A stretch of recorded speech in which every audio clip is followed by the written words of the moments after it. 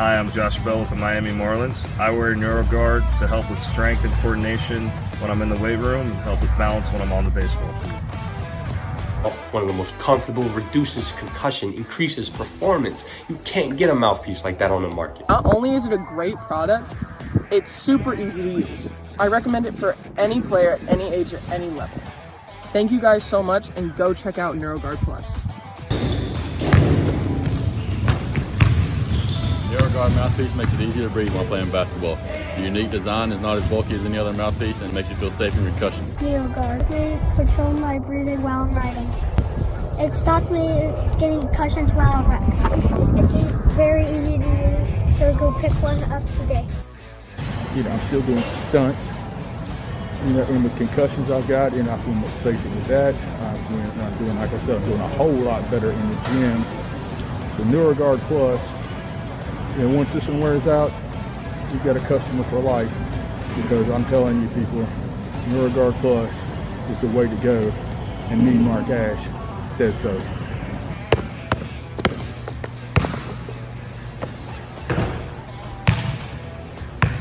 Parents, kids, coaches, NeuroGuard. It's the future. Stay tuned.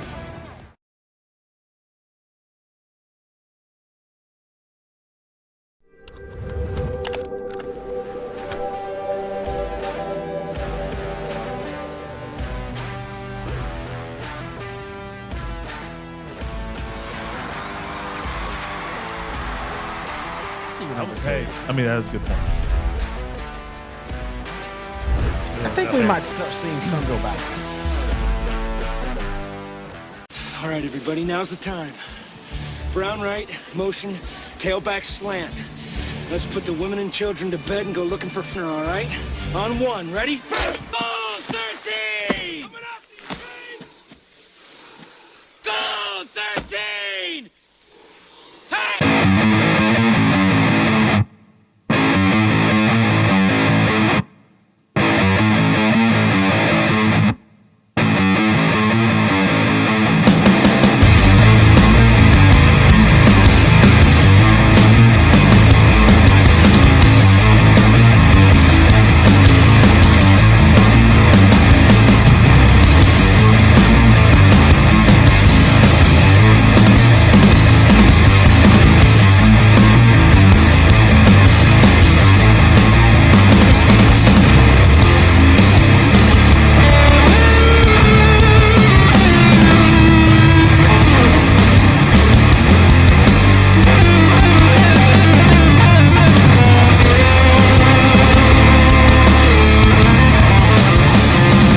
It is November, and that means it's playoff football.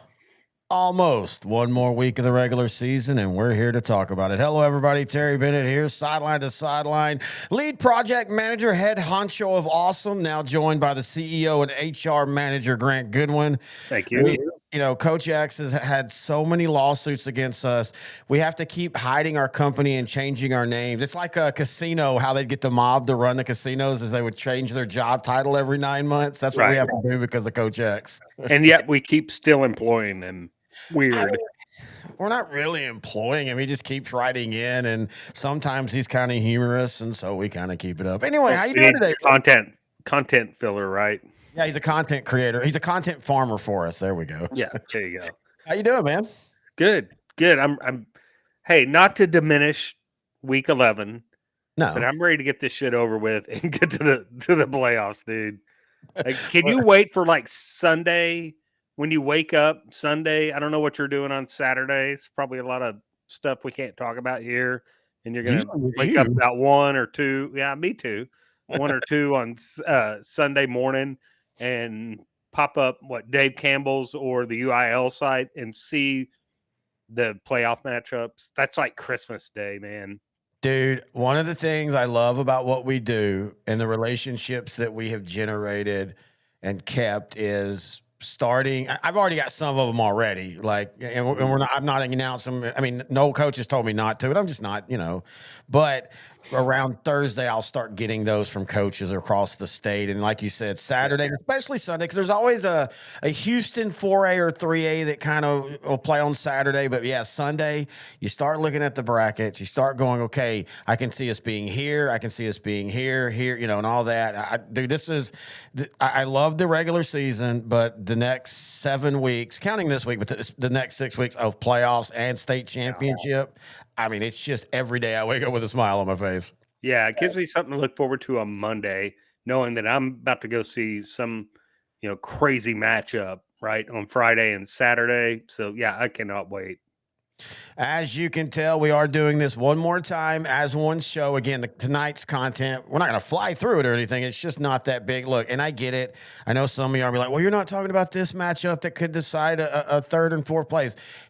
Almost every district has that, and it would be a 2-hour slog to go through that, because starting next week, legitimately, our shows for the first couple of weeks of the playoffs will be about an hour and a half each, because we pick every game. So we kind of use week 11 as kind of a take a step back, take a breath, and then next week, we'll be back. Speaking of, Playoff Tree sent me a message and said, "Hey guys." Oh. Yeah. He said, "Hey guys, I'm about to deroute from Nacogdoches and I'm heading to the studio. Should be there by next week. Tell Coach X I'm coming for him. He will be my bitch." So we'll see what Coach X has to say about that. But we're excited about Playoff Tree being up starting next week. You'll be back in studio next week. How was your weekend, man?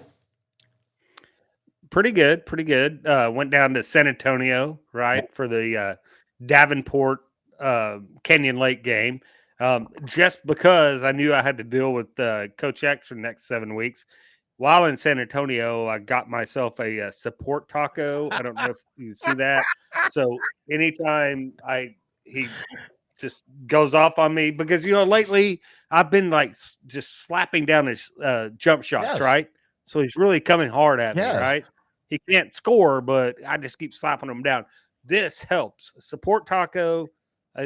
Just sleep with it, whatever. But yeah, I had a great time. The game was pretty good, right? Davenport was pretty impressive, especially on special teams. And then went back to the hotel room, checked for Texas Vanderbilt tickets so I could join you and Noe at the Texas game Saturday morning. And they went down, but I couldn't find any good parking. So I ended up going to a bar Saturday morning, the Anchor Bar in Shirts, and watching the game there, and had a great time. Ended up drank quite a bit. Ended up sleeping in the Walmart parking lot in Lampasas, of all places. After the game, you didn't get a room for the second night? Well, no. Well, yeah, in the truck. Oh, I see. You mean at the Walmart parking lot in Lampasas. I drove to Llano, ate Cooper's, and then on to Lampasas. How was Cooper? And slept there. It was good. It was really good. As he alluded to, intern Noe and I, we had a chance to go to UT, a guy that I basically grew up playing baseball. He's also a judge in Harrison County. He's retired now. Oh man, I should have been there to kind of got some political points. I don't know. He might have been. I don't know. I kept joking with Noah. He might be running warrants on us at any moment. But anyway, he allowed for me and my dad mainly, and Noah too, but me and my dad to have a bucket list of being able to go to a Texas game together. Had us great seats, dude. We were on the home side. Those look like right up under the overhang, right there. I mean, dude, you could see everything. That's second level, right? What's that middle level? Right up over. Yeah. Those are the best seats in the house, right? They really are, especially with the temperature. Now, Jimmy did say that when it's hot, because he's had those tickets there for like 30 years. He does say when it's hot, it gets really uncomfortable under there because there's no wind. Well, that's anywhere in that stadium, man. When it gets hot and humid. The only knock I have on the seating is it is squished in. A&M has more seats, but I will give them credit. And I verified with my dad, who last year went to an A&M game with my mom. It's a little bit roomier at A&M. It was very uncomfortable in that first half. Now, the people next to me ended up leaving, and so then we were able to stretch out in the second half. But, dude, I mean, I didn't know we lay down. on 3 seats and He take a took a nap, nap. put his head in my dad's lap. I think my dad wants to not know. Oh, that's Well, no, I weird. meant more in like the father.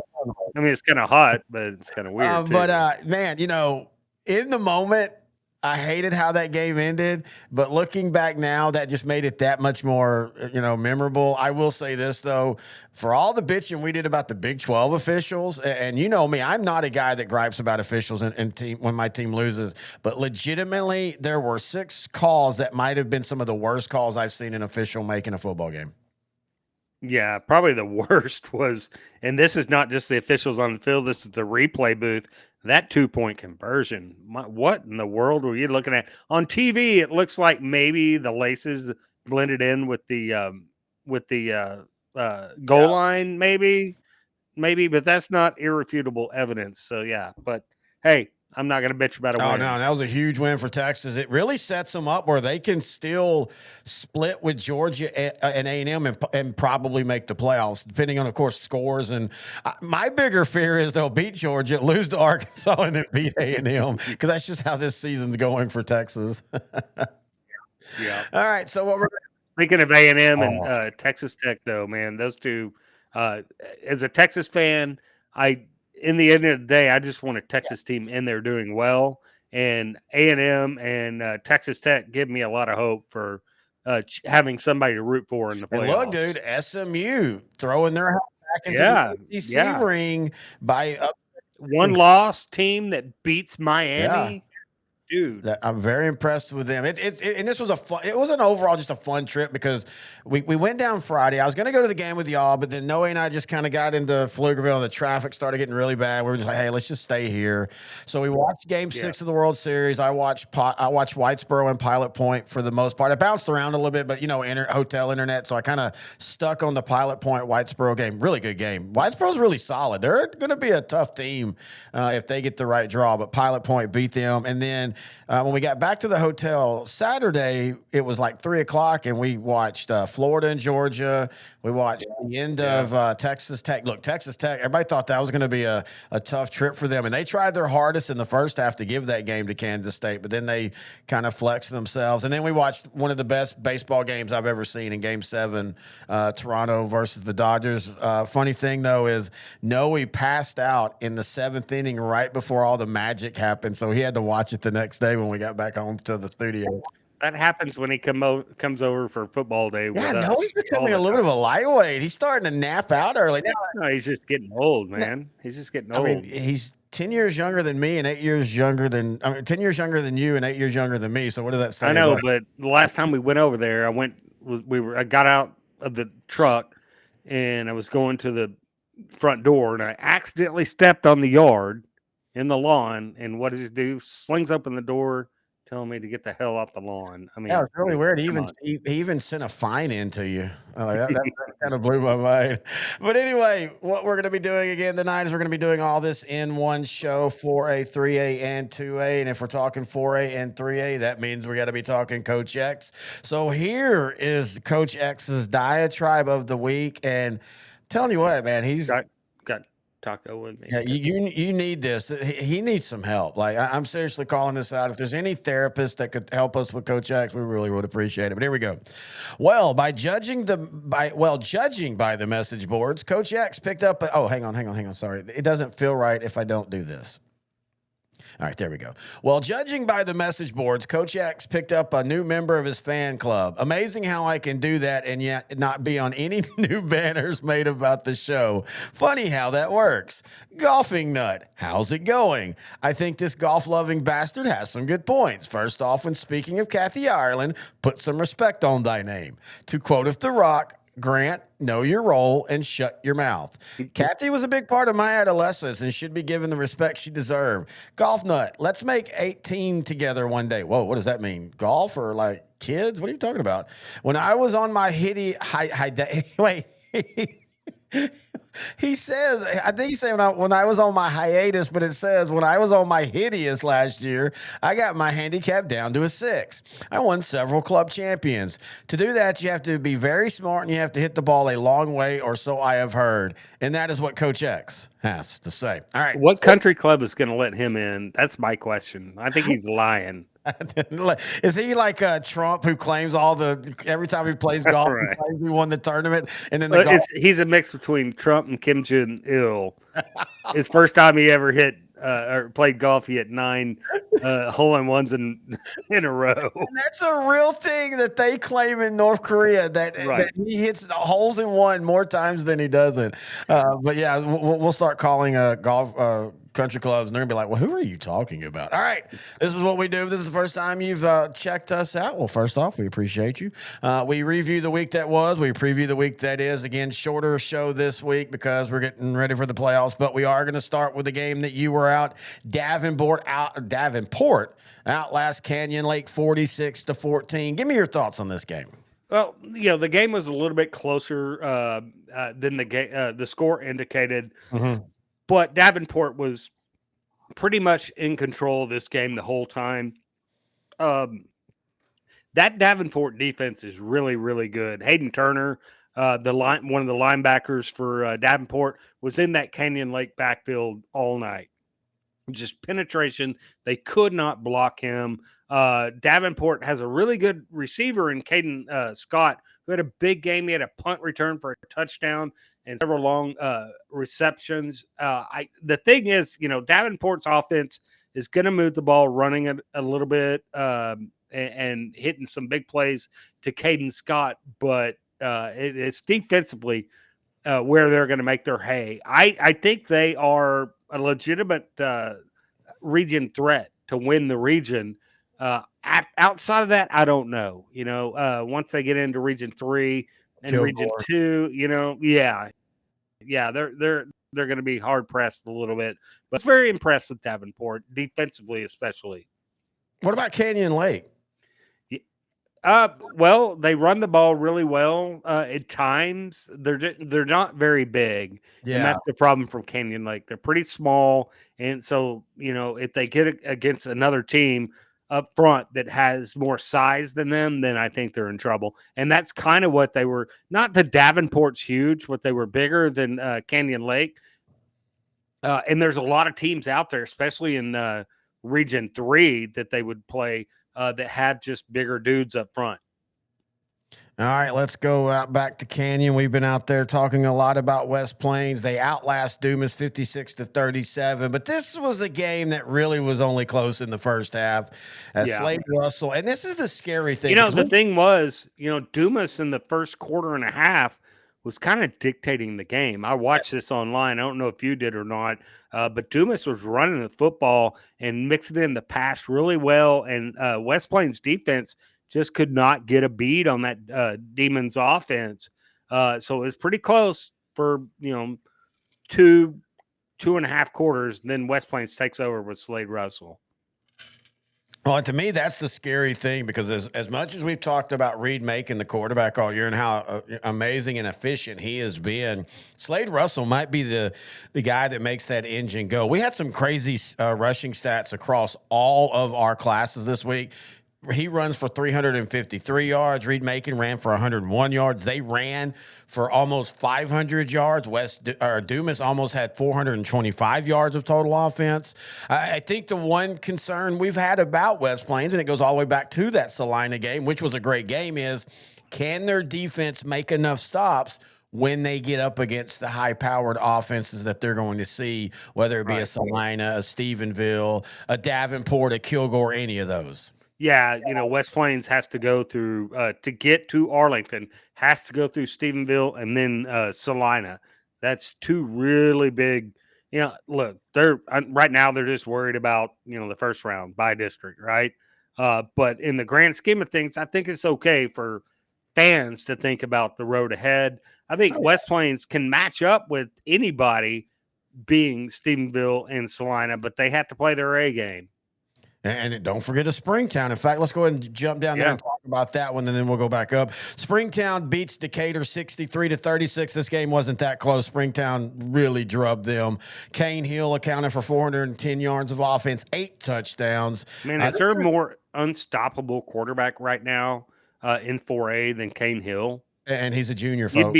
You'd be hard-pressed to find one. No, I totally agree. And this is he's doing this every Friday night. Yes. This is Springtown's first undefeated season since 1988. First off, we have a couple of those. We'll be talking about Canton here, and Canton doesn't have the football history that Springtown is. But this goes to show you, for all you teams and towns that consistently are unbeaten in the regular season, you're lucky. It is really hard to go unbeaten, year in and year out. And for a Springtown team that has reached some really big heights over the last 42 years, the fact that it's been since 1988, it really kind of shocked me. Yeah, me too. But those 80s, they had some really good teams. They've been sporadic through the 90s and 2000s, but yeah, that kind of surprised me as well. First time since 88. Here's a big one, man. Midland Greenwood. Yes. Getting a huge win, 10-3 over Seminole. We knew this was going to be a really good game. This game was scoreless at the half, and then Nathaniel Romero, who ran for 163 yards, ran a 48-yarder for the game's only touchdown late in the game to pull Midland Greenwood away from Seminole. And let me tell you, I don't think Greenwood's going anywhere. I think these guys are going to be a tough out in the playoffs. Yeah, and for people going, well, why was this game so low scoring? Seminole has quietly, when we've been talking about Seminole lately over the last couple of years, it's always been about Kathon Kramer, their all athlete guy. They move all over the place, or Logan McCormick. But this defense this year, they started the year giving up 33 to West Plains, but since then it's been 27 to Lubbock Liberty. And by the way, we'll talk about Lubbock Liberty, folks. That might be one of those surprise run teams. 0-7-14 and then 10 against Greenwood. So I'm not ready to say this was a worry game for Greenwood, because I think Seminole's a team that's going to be a tough out in the playoffs. Yeah, I do too. All right, let's go ahead and talk about Lubbock Liberty as they beat Lubbock Estacado 49-22. I will admit, I mean, we both felt that Liberty was going to be a solid team. This is year 2 of them. 4A Division 2 and Division 1. That's where a lot of the new schools start now, and we knew that they were going to be solid. But I got to admit, I was extremely shocked that they dominated Estacado, and now I'm beginning to think Liberty might be a dark horse. Oh, yeah, they're the definition of the dark horse. Brock 28, Graham 7. Now, here's the thing. First off, good game by Graham.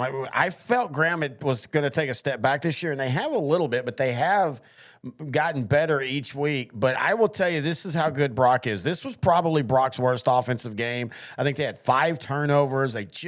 They were getting in, and give Graham credit too, but they were just getting in the way of their own self a lot of times in this game. Yeah. Yet they end up winning by 21 points and comfortably. Just tells you why you and I are really, really high on the Brock Eagles this year. Yeah, I think Brock can play with anybody, right?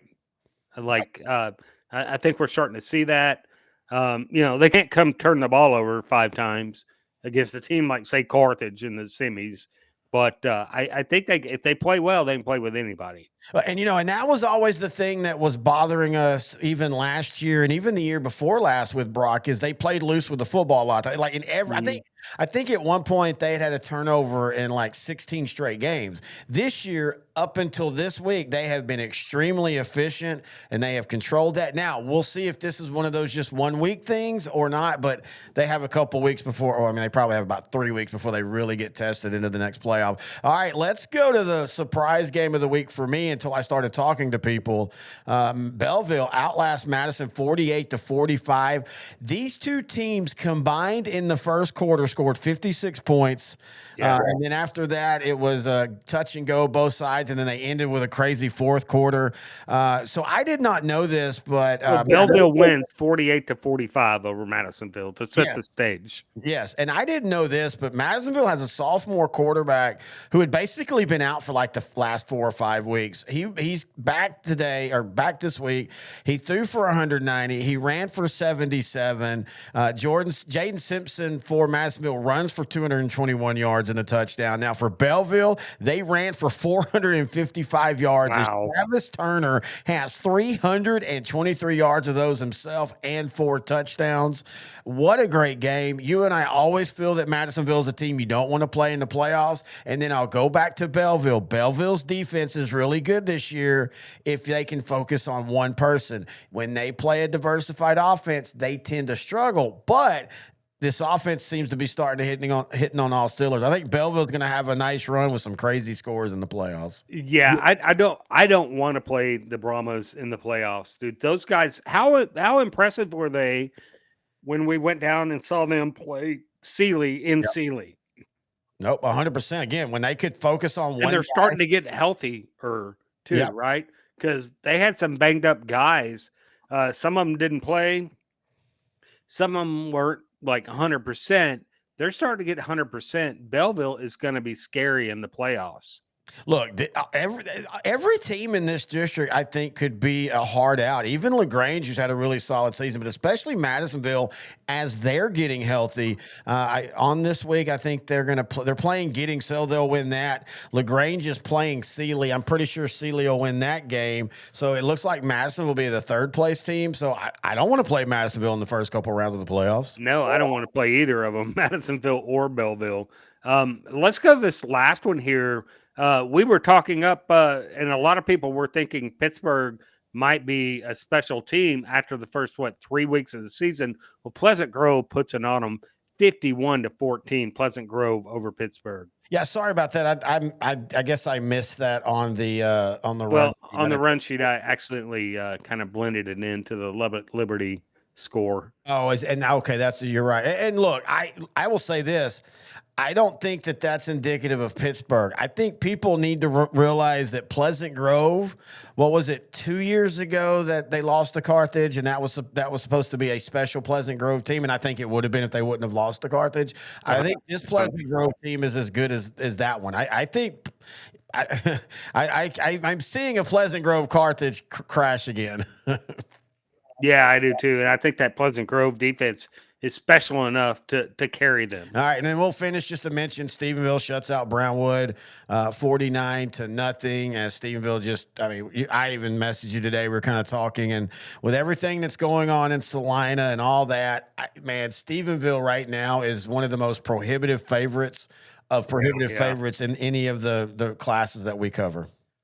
Yeah, they are, and they're doing a lot of it. You know, their offense is really good, but that defense, man. Yeah, they are. I mean, they're good on every level, at least so far. I mean, the front seven, their back four. When they go into nickel packages, I mean, you don't lose anything, and they're able. That's the one thing about that La Vega game, the ability for them to just rotate those guys, and they're never tired, and that was really, really impressive, and they've just been really impressive all year. All right, now let's go to 4A, week 11, the last week of the season. Let's talk about the game that we're going to be at.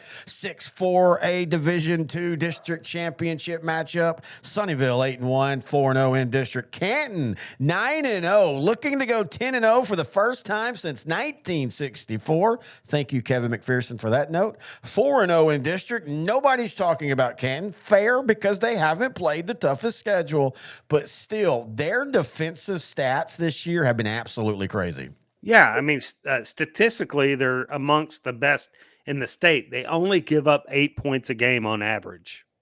I mean, I don't care who you're playing. I mean, that's impressive. And again, they have not played the greatest schedule, and that's why I'm a little concerned about them. Sunnyvale on the year has played a better schedule by far, beat a good team in Van. Really, they hung around with Pleasant Grove for a lot of that game. Yeah, Pleasant Grove ended up winning by 3 quarters. It was 3 quarters they hung in there with them. Yeah, it turned out to be a 42-30 game for Sunnyvale.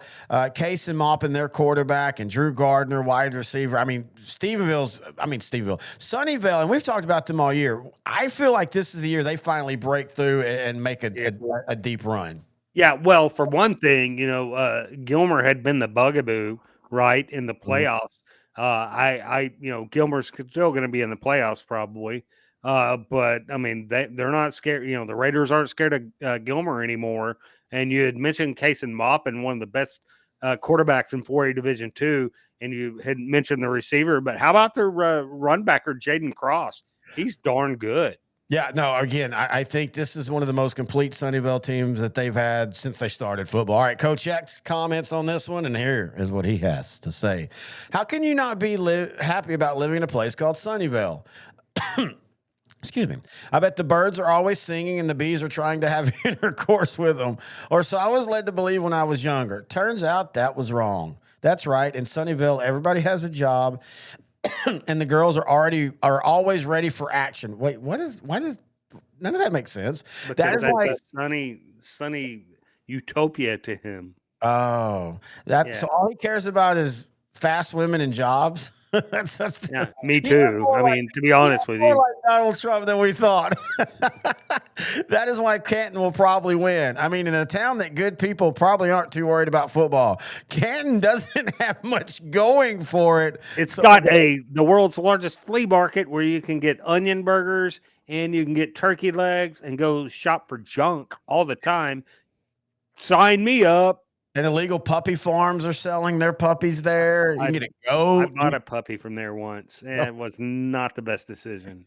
I had to give that away to somebody. Look, I love Canton. Oh, we're going to be at this game, by the way. I don't know if I said that. First off, though, we're going to be going to one of our favorite places.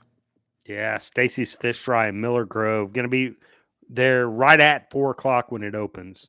I am going. And we're going to close that sucker down too. Just we might not even make Kevin McPherson's join us. We might end up doing like you did in the Walmart and napping in their parking lot and wake up at 11 p.m. and be like, oh, crap. I'm actually going to get to try two of the best, or not try, I've had them both, two of the best catfish places in Northeast Texas this month because I'm taking my parents to, they have birthdays within 3 days of each other. So I'm taking my parents for their birthday down to Big Pines Lodge on Caddo, or on Caddo here in a couple weeks. So I am getting a November. I checked my mail. I didn't get an invite. It's weird. When are those coming out? I did tell you exactly what we're doing, and you're I figured you would. I don't know. You're going to be doing that second round of the playoffs, so you might be busy because I can't go that week because we're doing that. But anyway, who do you have winning and why? I've got Sunnyvale. Look, I do think Canton's offense with Court Ray, a quarterback's really good, and then that defense, I think that'll give them a shot early, but I don't know. I just trust too much in Case and Mop and that Sunnyvale offense. And that not like that Sunnyvale defense is bad either. No, I just look, I nothing against Canton, as people may know, may not. My very first play-by-play and radio station job, sports director, I was in Canton. I'll always have a soft spot for them, but they haven't played anybody this year, man. I mean, if you want to talk quality wins, their qualitiest win is against Quinlan Ford, and that's a solid win, but that's the best they have. Right. And so I just think it's really tough for a team when in week 11 of the season, you're about to see the best team you've seen all year. Now, for them, that can be a good measuring stick game, and I think it'll be a close game, but I think Sunnyvale ends up stretching it out by about 14-21. Yeah, I could see that. Probably 21 plus, I think. How about Alvarado and Kennedale? This is in Kennedale.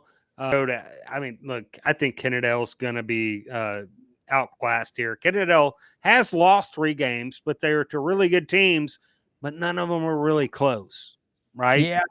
The only thing I think that this makes it close is this is a rivalry, and you know how that works. In rivalry games, you can muck things up. But man, Alvarado being able AJ Jenkins at quarterback for Alvarado, he's just something else. But DeMarcus Belton, he's dangerous, man.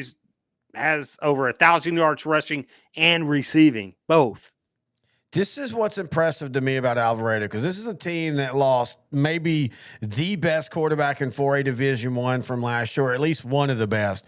And their offense has changed, but it hasn't stopped scoring. As on the year, they've scored 72, 63, 70, 55, 86, 63, 72, and 48. I mean, think about that. The lowest amount of points they've scored all year is 48. Now, again, you can say, hey, they haven't played the toughest schedule, but the thing is they proved last year in the playoffs how good they were when, it took Salina knocking them out in the 3rd round, and they beat teams like Panther Creek and Sulphur Springs in back-to-back week. Look, I think it all comes down to Alvarado is able to get the ball into Marcus Belton's hands in several different ways. Running the football, KJ Chickens, and throw it to him on the edges or long. I mean, there's just no way to stop Belton. When he has the ball in his hands, he's going to make plays 5 times out of 10. I mean, he's that type of guy that could be the wrench in a lot of teams that might be better than Alvarado if on that night he's going off. And again, I think he's one of those that should be up for Player of the Year in 4A Division One. Coach X says, in my younger, more vulnerable years, I spent some time in Alvarado. And during that time, my father gave me some advice. Get the hell out of Alvarado. And I did, and I never looked back. Well, that's not exactly true. Every once in a while, you hear something behind you, and it's simply human nature to look back. Kennedale wins. Wow. Okay, Okay. Coach, in week 11. Mark that down. Mark that down. Yes, we're going to have to remind you that, again, just want to remind people that Playoff Tree said he's coming for Coach X. And maybe next year we let Playoff Tree give all the predictions. Yeah, let's do that. Just replace Coach X. Here's a game I'm interested in. 7-4A Division One. Sulphur Springs 8-1, 4-1 versus Frisco Panther Creek 8-1, 4-1. Both of their losses were to Salina. You could make the case that Panther Creek at times outplayed Salina. They caused Salina to turn the ball over like 4 times. Sulphur Springs never really had that chance against Salina as Deuce Timmons got hurt in the very first play. He is back healthy. This legitimately, we know that for sure. Yeah, he's back. He's okay. Back. And this to me is a very interesting game because it's 2 good teams, but this will matter on where these teams go pathwise on who hits the schedule. Yeah, this is a huge, huge game. Look, both teams have great quarterbacks. The aforementioned Deuce Timmons for Sulphur Springs, Graylin Fry for Panther Creek, and both teams have really good receivers as a weapon for those quarterbacks. And Jackson Hare for Sulphur Springs and Jalen Lott for Graylin Fry. I think Jalen Lott is the best receiver, one of the top 5 receivers in all of Texas, no matter what class. I think Panther Creek wins this ball game. Yeah, I can't think of his name off the top of my head. Of course, you've got Coy Egan from Stephenville, but also that wide receiver for Anna. I can't remember his name. Yeah, but he's in 5A. No. I'm talking about back when they were in 4A. Jalen Lott. Okay. Remember that one? I'm talking this year. No. I know. I'm just comparing. I'm saying like Jalen Lott. Oh, okay. He reminds me a lot of that Anna receiver who was like, if it was 3rd and 10, you knew who was getting the ball, and it didn't matter. He was going to find a way, whether it was a great route or just simply out jumping you for the ball. That's what Jalen Lott reminds me of. All right, let me first see what Coach X has to say. This is a weird one. Sulphur Springs versus Panther Creek. Why don't I ever get to talk about Brock anymore? I remember last year I picked Brock to beat Graham, and the Steers people in Graham put up a sign about the X-Man. Those were the days. Talking about Chinese food restaurants, how the girls' team in Graham have to be the Heifers if you guys are the Steers. The hell was I talking about? Cougar Creek? I guess Brock would beat them, but they aren't playing Brock, so I'll take Sulphur Springs. I'm really concerned about Coach X. I am. Well, I mean, we always. All right, so who do you have? I got Panther Creek. I have Sulphur Springs. I think this is going to be a great game. Oh, I do too. If we weren't going to Canton Sunnyvale, we'd probably be at the Ford Center. Oh yeah, and one of the reasons we're not is we both feel we're going to be seeing both of these teams in the playoffs at least for a few rounds. So we want to get a chance to look at someone new. All right, let's go down into the Southeast Texas area. 15-4A Division One. El Campo 6-3, 2-2 versus Lavernia 8-1, 4-0. 15-4A Division One matchup. El Campo started the season hot. They've kind of struggled. They haven't been beaten bad, but they've kind of hit a bump. Mainly because it's 2 really good teams in Bay City and Port Lavaca at Calhoun. Lavernia looking to solidify their district championship. I think they get it no matter what because they beat Bay City. But what are your thoughts on this one? I like Lavernia. I like the Lavernia physicality up front on the offensive side of the ball. That offensive line is still really good. I like Lavernia, but it could be a close one. I like Lavernia. We talked about it last week. We kind of got into a talk about the point spread in that game, and I said I thought it would be close. But then after looking at El Campo the last 2 weeks, I just don't think defensively they can hold up to Lavernia because Lavernia is just going to grind them down. Now, if El Campo can make it a you score, we score game, get a turnover, things could change. But I mean, I think the running game for Lavernia and that quarterback's good enough to keep the chains moving. El Campo is going to have to play a perfect game to beat the Bears. And, we talked about it. Which team last year that were the surprise team, Lavernia or Port Lavaca? Which one of those would be the team that continued and took the next step? Now, Port Lavaca is going to be a playoff team, and they're still a tough team. But Lavernia has definitely taken that step from that 11-4 team. And, I mean, you could make the case that on this bottom part of this region, it's going to be a tough out. And I'll be honest, man, if Thilmy Kilgore play, that's going to be an interesting game because Lavernia's. I thought it was going to be last year, and we went down for that game, sat out there because they didn't have enough room in the press box, so we didn't want to stand on the sideline, and froze to death to see Kilgore just have their way with Lavernia. Yeah, and maybe that happens again, but we'll see. But anyway, I'm like you. I think Lavernia wins the game. All right, 9-4A Division II, Hampshire Finette 7-2, 3-0 versus 3-1 versus West Orange Stark 6-3 and 4-0 in district. What say you? I say West Orange Stark all night. I think they're going to be able to run the ball all over Finette's defense. I think West Orange Stark wins this game. I'm not saying going away because Hampshire Finette's a really darn good team. This is in West Orange. Give me West Orange Stark. Yeah, I kind of feel like you do. I kind of feel like, I don't know. I'm not saying that the Longhorns are not a physical team, but they don't seem as physical as they were last year. Silsby and Fort Bend Crawford kind of pushed them around.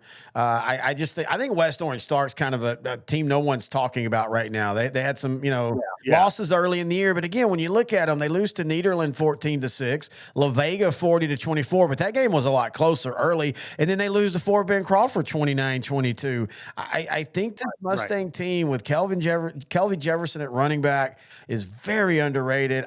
He's a special running back too, by the way. And I have them winning it. And I'm like you. I'm not going to say it's going away, but I don't think there's any doubt in the fourth quarter.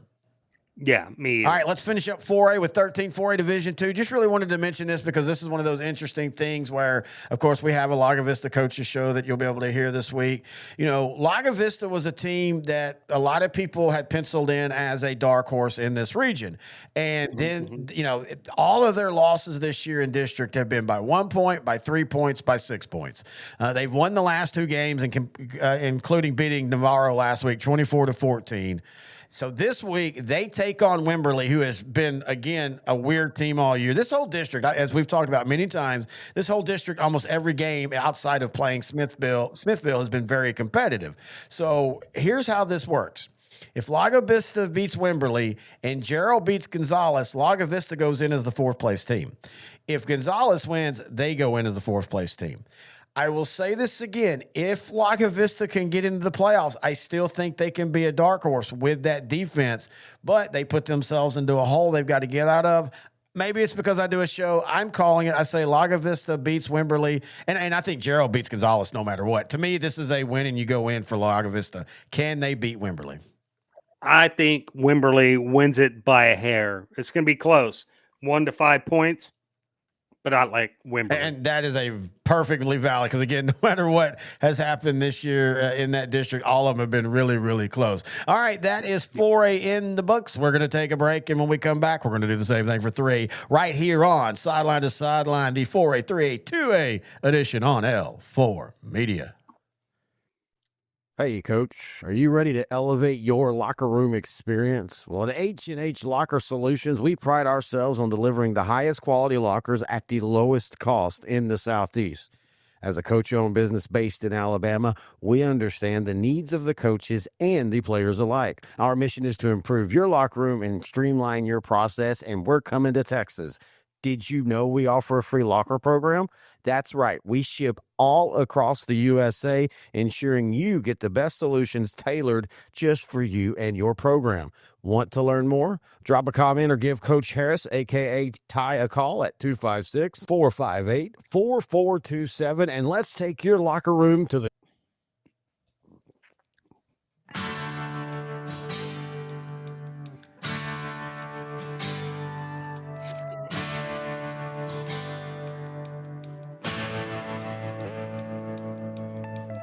All right, Terry Bennett Grant Goodwin here, Sideline to Sideline, 4A-3A-2A. This segment brought to you by Big Country Blitz. Go check them out, bigcountryblitz.com. We're going to be doing our playoff shows for them here starting next week. And if you live in Big Country, then the football that you want to check out is them. It's not just high school. It's the college stuff. They cover all the Big Country college teams. And again, I've talked about before, I love how Cody does like a fantasy football for that area if you want to do that. And I've actually heard some people do that. They do a little fantasy football for the high school teams out there. So check them out. You don't have to be in the Big Country Abilene area to play fantasy football out there, right? Oh no. Just you find a group out there. In fact, I'll ask Cody next year. We'll post some of the links. Maybe we'll even put a team out there and see how we do. I'm great at fantasy football. Well, it's high school though, right? Yeah, or is it high school or NFL? No, it's high school. He does all. Okay. God, you're such a pain in the ass. All right, maybe I'll get my friend from Mino, South Dakota or North Dakota. I can't remember which state he is, and to come down and be on my team. Wait, his name is Cody. Why would he have to come down to be on the team? This isn't like he doesn't have internet. It is North Dakota, so you could be right there. Yeah. I'm sorry, by the way. I just realized I cut off Bushland's score. They did lose, but it wasn't that bad. 3A Week 10 review. Let's go. Dalhart, Grant. Dalhart. And you and I talked about this in the Big R's preview show. And we were talking about, everybody has forgotten that, Dalhart back-to-back years have went 8-4 and 8-4. Last year, they lost in the playoffs to Jim Ned. They returned a ton of kids from that team, 14 starters. And this year, that is starting to bear fruit. 8-1 overall, 2-0 in district now as they beat Bushland 31-7. I know Bushland is down this year, but man, that is an impressive win for the Wolves. It is, and it sets up a big game this week for Dalhart for the district championship against Shallowater. But let's go back to this game. Dalhart's quarterback, Hunter Tussler, who has been excellent this year, ran for 143 yards and 3 touchdowns and threw for 137 yards and a touchdown. Again, this was a complete win for them. This is a team that beat Panhandle, and that's when we kind of opened up our eyes for them, and I know Panhandle's 2A, but they're a really good 2A team.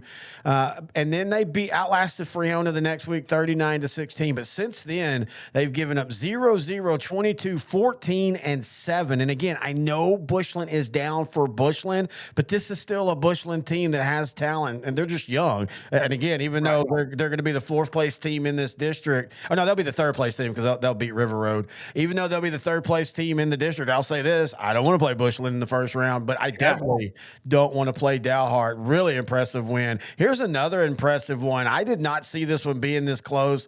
We both kind of felt when we talked about it last week that, this was a game that looked pretty on paper, and we thought that Jim Ned was going to be better. We were wrong on that. It wasn't just a game that was pretty on paper.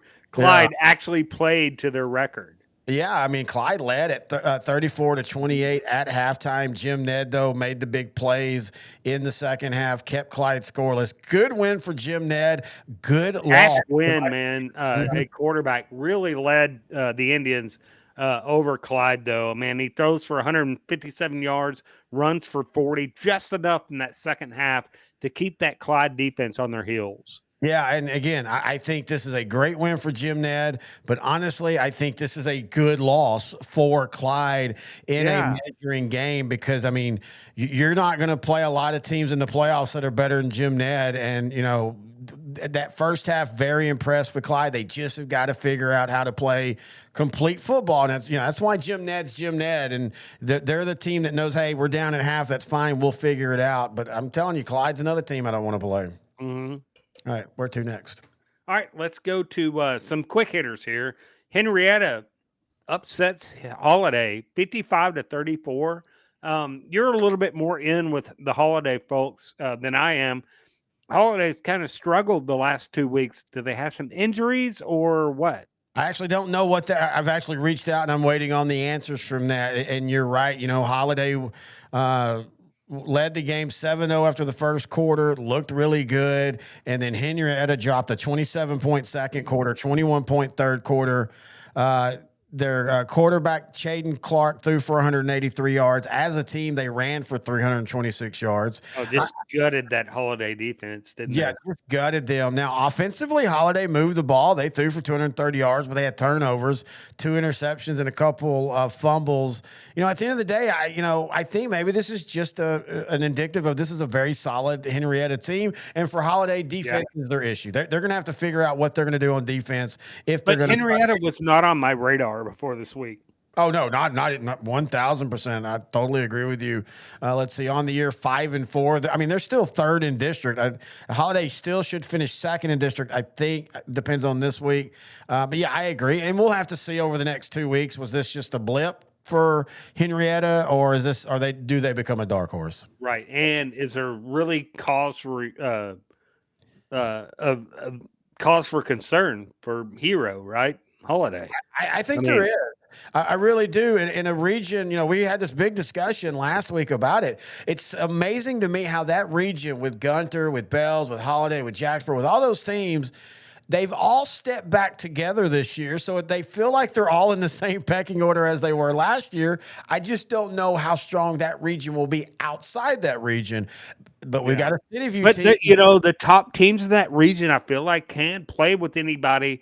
But that's a region that all their top teams have to play their A games in the region, or in the semifinals. Yeah, I totally agree with you there. Yeah. Well, Gunner, I guess it depends on who, because Gunner, you and I have talked about this before. When you've done Gunner is still a tough out, man. I know we're not talking a lot about Gunner this year because their schedule hasn't been that great, but I think Gunner's still Gunner. So, and exactly, and as you and I have talked about, when you have the recent success of a team like Gunner, you almost step onto the field against most teams up 14-0 before kickoff. Yeah, and so Gunner's still good enough. I know we were talking last week, and I said Gunner's taking a step back. That doesn't mean defensively they might have, but a step back for Gunner defensively. Gunner's defense is probably still really darn good, right? Let's go to Malakoff 38, Mount Vernon 27. This is a good win for Malakoff. Mount Vernon is on the upstart. Oh yes, I agree. Every one of these teams in this district, it's going to be interesting how they go against the Atlantas, the Gladewaters, and the Liberty Ilos of the world. Because at the beginning of the year, I would have said Gladewater, Atlanta, at the time Jefferson would probably be the better of them in the bi-district. Now I'm thinking, I don't want to say that that Malakoff, Mount Vernon, Commerce, and whoever finishes fourth will sweep, but I think they're the better district this year. Yeah, I think they're a really good district because they're very deep, right? Like Malakoff and Winsboro are playing for the second and third place spot this coming Friday. Commerce has locked up the first. You got the defending state champion Malakoff playing for a second place or third place spot against Winsboro, who opened the year as a top 10 team. And it's still a team I don't want to play in the playoffs. That's just right, how crazy. Right. And they're neither of those are going to win district. So that might be our new district of doom, at least this year, that we'll refer to in 3A. Yeah, I totally agree with you. All right, Paradise, man. Is Paradise just... I think they play with their food some. That defense is so good. Offensively, they're good when they want to be. We saw it against Peaster, how, they let, Peaster at times you thought we're going to win that game, and then Paradise makes a couple. They're a lot like Peaster, or Paradise's defense is a lot like the Texas Longhorn defense, where you can move the ball at times, but when they decide to just nut up, you're not. I mean, they're going to create a turnover or get you for three tackles for a loss in a row and put you out of position, and then you're going to have to punt. And that's what this Paradise defense is like. They're really good. Exactly. Ponder's going to be the tough luck team of the district. The last 2 weeks, they've lost to the top two teams, 28-8, but it was closer than that. And then, of course, 20-14 this game. I don't think they're officially eliminated, but they would need a lot of luck to happen. And they don't even have a game this week, so their season's done. But you can see what Marcus Schultz is building at Ponder there. They're starting to round into form and become a team that's not, a few years ago, all you thought about was offense. They're starting to round into form, and I think next year, depending, of course, always with realignment, they could be scary. Hey, we had some information that, people that of the know told us, look, Atlanta's had a great year, but Gladewater is just going to be better. That turned out to be true. As Gladewater is more physical, is what we've been told, and that is definitely the fact. 34, Gladewater 34, Atlanta 18. Yeah, and man, look, the Bears, I will 100% admit, and first off, we're glad you're back. Gladwar is always one of our favorites. I misjudged this program. I mean, and we were getting talk from people inside the program. They weren't trashing the program. They were just saying, we don't know where the talent's coming. We're going to come from. Well, Jermaine Lewis has done a great job coaching. They ran for 291 yards. Carson Cooper, 162 yards on the ground.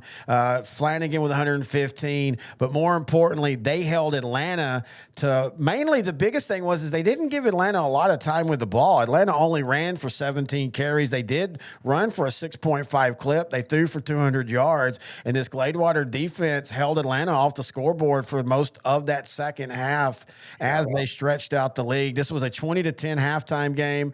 Gladewater stretched it out in that third quarter with 2 touchdowns. And Gladewater is basically the district champ this year. And congratulations to them. It's good to have them back. Yeah, it is. Welcome back, Bears, because we love nothing more than going to a Gladewater game, right? Oh, that's Jackie always Murphy Stadium. Yep. That's just one of the best places to see a regular season football game is in Gladewater. How about this for a statement win? Yoakum 30, Hitchcock 26. Man, Yoakum has been doing nothing but just proving doubters wrong all year. I'm impressed with them. This was a back and forth game all game long. Yoakum scores 2 touchdowns in the fourth quarter.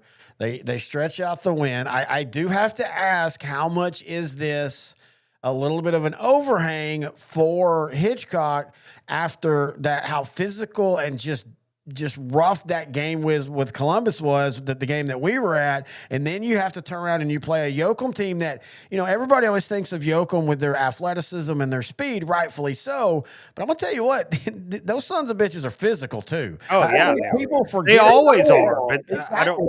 I don't know where. Yeah, they're always big up front and they're always physical. Yoakum is. So, yeah, I don't know if that's a misconception from people from other regions, but you don't want to mix it up physically with Yoakum.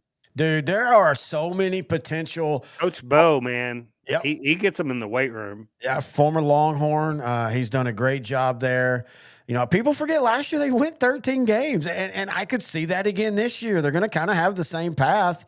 I think they're better this year. I do too. And don't forget, Columbus had to outscore them in that game in the playoffs. I think it was 56-40 or something like that. And it was back and forth early. It was just one of those games that once Yoakum didn't score on a drive, you knew they weren't going to stop Columbus all day. I think this is Yoakum's year. They could get all the way to Arlington if things drop right for them and they play well. Yep, I agree. All right, let's go to a game that, man, we had this circled early, and then as the season progressed, you and I kept going, this is not going to be a close one. And It wasn't. Look, I love Cadavian Bryant. Congratulations to him, by the way. He committed to Texas Tech. Right. I think that is a perfect spot for him. And good on Joey McGuire, starting to get a little bit of an East Texas pipeline. Jacoby Williams for Beckville having a huge season for Texas Tech. So good for him going there. But at the end of the day, Fairfield has the quarterback and a better team. Fairfield, I think, is a team you're not going to want to play in the playoffs this year. Yeah, Fairfield's quarterback, Cole Collins, as good as Kavian Bryant is, he's a better quarterback when it comes to college. But as far as a better high school quarterback, I don't know that Kavian Bryant's better than Cole Collins, the quarterback for Fairfield. And he gave that Westwood defense fits. He threw for 251 yards and ran for 112 yards on just 11 keepers. I don't even know if Bryant is a quarterback in college. I kind of think he might. They keep calling him that, but I don't think he is. I think it's going to be a lot like the kid from Cayuga or not Cayuga, I'm sorry, Timpson that ended up. Yeah, A&M. Yeah, he was a quarterback. They had him slotted as quarterback, but he just does a lot of things. I think he's just be an athlete. Cole Collins going 15-19 is just crazy. And let's not forget, as an offense, they also ran for 286 yards. He had 112 of those. Jason Brackens had 119. I like Westwood's offense, but we've known this all year. Their issues, their defense. And they cannot stop the run. They cannot stop the run. Now, in saying that, how many times in the playoffs, especially early, do you see a quarterback or running back able to take over and outscore some teams? I just don't think you can live the whole playoffs doing that. All right, Liberty Ilo with the upset, knocking a team that a lot of people, including me, had as one of the state favorites. They started the year as a top 5 team, but Liberty Ilo beats Jefferson 35-12. And, Liberty Ilo, they've kind of figured things out after that, kind of struggling early, and then we thought they were going to be better, and then they struggled in district as well. But this is a huge win for them. Yeah, man. Arian Taylor, the LE running back, runs for 116 yards on 20 carries and a touchdown. Look, Liberty Ilo, every time we think they're rounding into form, they kind of give us a little pause, right? But they're ending the regular season on a winning note, and they, I don't know. I think the Leopards might be a tough out in the playoffs. Dude, that would be basically the win. That would be either Malakoff or Winsboro in a first round matchup. Yeah, exactly. Oh, man, that's a heck of a first round match. That's a slobber knocker to start the year. Yeah, for everybody that says the first round's a bunch of walkovers, some of these districts that are bumped up against each other, you're going to have some great games and possibly a couple of upsets. All right, let's go to 3A Week 11 preview. Again, a short list. Coach X is back in play. We'll start 3A Division 1. Shallow Water 6-3, 2-0 in district versus Dalhart 8-1, 2-0 in district. We, of course, talked about Dalhart in the previous segment. If you'd have told me 3 weeks ago, I'd say, oh, no, man, Shallow Water will win by 3 to 4 touchdowns. I still have Shallow Water as a favorite, but I think this is going to be a close one. I do, too. This is look, Shallow Water and Dalhart, or basically it's a game of 2 dueling quarterbacks, right? Cooper Martin for Shallow Water and Hunter Trussler for Dalhart. Both are kind of a dual threat quarterback. So who's got the better defense and who has the better supporting cast around them offensively? I think this is a split because I think Cooper Martin for Shallow Water, that quarterback, has Rylan Brown at running back and Maddox McDonald at receiver. So I think Shallow Water has the upper hand offensively. The thing is, Dalhart, their defense has been really good. They only allow about 15 points a game. This is in Dalhart, and that we're in the second week of November. How cold it gets, or chilly at least it gets in Dalhart. There might be frost on the field by the fourth quarter. I'm leaning Dalhart in this one. Damn it! I was hoping you'd go Shallow. I think Dalhart wins. I think this is going to be a great game. I think we might be seeing this game down the road as well. I think the Wolves are real. Again, they went 8-4 back-to-back years. They're probably looking at the state going, why aren't we getting more recognition? We had a ton coming back from a team that's been successful. All right, let's see what Coach X has to say. Long travels for the visitor here. Is this in Dalhart? Yes. If so, before the game, hit up XIT. Got a steak there one time. It was as good as a steak as I've ever had. And the waitress was a plus-size gal that was very appreciative of the 12% tip that I left. Yeah, that's right, 12%. Why 12%? Because when you're good-looking as the X-Man, that's all you got to tip. Grant, be wise for you to leave 25%. Give me the wood. Why is he going after? I'm like, Taco, come on. So I'm better. I'm not good-looking actually, I'm ugly. But I'm better looking than him. I was so worried. I thought when he brought up the tip that was going into a completely different position. Oh, you want to talk about tips, do you? All right, let's go over to Northeast Texas, 9-3A Division 2. We actually won't be too far from this one. Lone Oak 7-2, 4-1 in district play. Edgewood 7-2, 5-0 in district play. Again, we like to bring up Edgewood knocked off Commerce, who is now just running roughshod over 3A Division 1. Their losses are good losses to Troop 45 to 30 or 47 to 35, and to Palmer 56 to 35. That was a game that was closer, and then that was when Palmer was rolling. But again, they're still a solid 3A Division I team. Hey, if Sunnyvale Canton for some reason gets out of hand at half, maybe we will head over to Edgewood for the second half. I'm really curious to see what Edgewood does. I think with Trevor Golightly at quarterback. Dude, that guy's the man. Did you see what he did against Paris Chisholm last week? 323 yards he threw for. And they've got a D1 wide receiver. They might have two with Jason Johnson and Tony Smith. I think the one thing I worry about them, and this has kind of been Edgewood's thing for the last few years, is when they play good offenses, can they make enough defensive stops? Now, like against Commerce, they did. But against Troop the very next week, they couldn't make enough stops. In saying that, in this game, look, I like that Line Oak. I like that Lone Oak is back. Just a couple years ago, they were 0-10. Last year, they made the playoffs for the first time in like 10 years. I think they have a chance to go a couple rounds this year, but in this one, I don't think it's going to be that close. I think Edgewood's going to kind of boat race Lone Oak.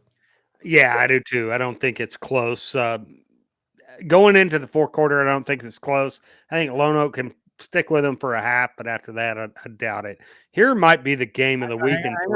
We got a coach. We got the nincompoop. All right, here's what Coach X has to say. So this is the game y'all are giving me now. I mean, there's Malakoff Winsboro, there's Canadian Childress, there's Whitney West, even Jefferson and Tatum when I get snooze versus snore.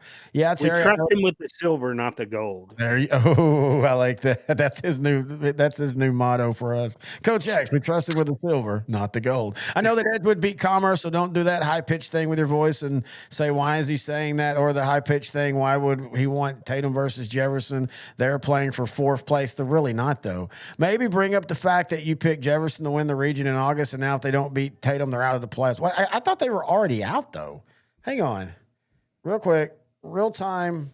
Maybe I was wrong. I thought that there was no way because they would tie with Liberty Ilo, and Liberty Ilo has Sabine this week, and I don't think Liberty Ilo's losing to Sabine. Yeah, I don't think Jefferson has a chance to make the play. Oh, I guess they do. Never mind. I'm sorry. I read that wrong.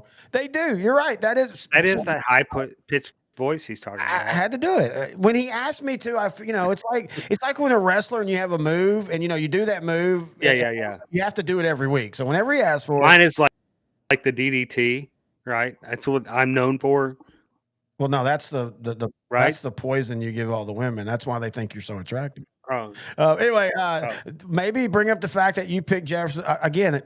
We talked about that. Good call, Terry and Tano. Edgewood wins. I don't know what that means. So I do apologize. I was saying Jefferson was eliminated. My mistake. They actually can win if they beat Tatum, which, by the way, just to do it, I think they beat Tatum this week. Okay. So outside of Shallow Water and Dalhart, I think the game of the week in 3A is Vernon at Peaster, man. This is going to be a humdinger. If you'll remember, Vernon had all their chances in the world to beat Paradise about a month or so ago, and now they're taking on a very defensive just juggernaut of Peaster. Peaster's linebackers are very active. They're going up against Vernon's quarterback, Ty Scott. He's one of the best quarterbacks in the region. He's going to put a lot of pressure on that really solid Peaster defense. This game is going to be awesome. I think this game is going to be good, and I think you and I, after watching a lot of that Vernon Paradise game, thought Vernon might be the best team of this district. They have a chance to. Yeah, they could be. I mean, Peaster, Paradise, and Vernon, I think, are all so close. Oh yeah, exactly. Like if they played 5 times, we'd have different. Each one of those would have different results. Yeah, I mean, look at the scores. Peaster losing to Paradise 21-15. Vernon losing to Paradise. What was that score? 29-22. Paradise, of course, is going to win district, but again, both of those games were one possession games. Right. I'm going to go with Peaster, and I'm doing the biggest cop-out simply because it's at home. This is a pick-em game to me. I don't think we're going to think less of either one of these teams, and I think both of these teams are going to be playing for a while in the playoffs. Give me Vernon. Good, I have no problem with that. I think Ty Scott's going to stretch that Peaster defense. Something that Paradise has. I think they're going to stop him early. but I don't think that linebacker core for 4 quarters is going to be able to stop Ty Scott. So I think the Lions will outright last Peaster. It's going to be very close, and it'll be a 4-quarter game, probably under 4 minutes. It's going to be tied, or somebody's going to be able to come back. But I think Vernon is going to eke out a win in Peaster. All right, Coach X says, I would hate to coach in Vernon this time of year. No way you get 100% attendance at practice when deer season opens up out there. Coach, I think I'm coming down with something. Can't make it to practice today. Then you see an Instagram story of Billy Bobby with a 10-point buck at 5:15 p.m. So I'm going to go with Peaster there. Less deer. That's a good one right there. Well played. Well played. That for Vernon, it's deer hunting, and for Bridgeport, it's fishing.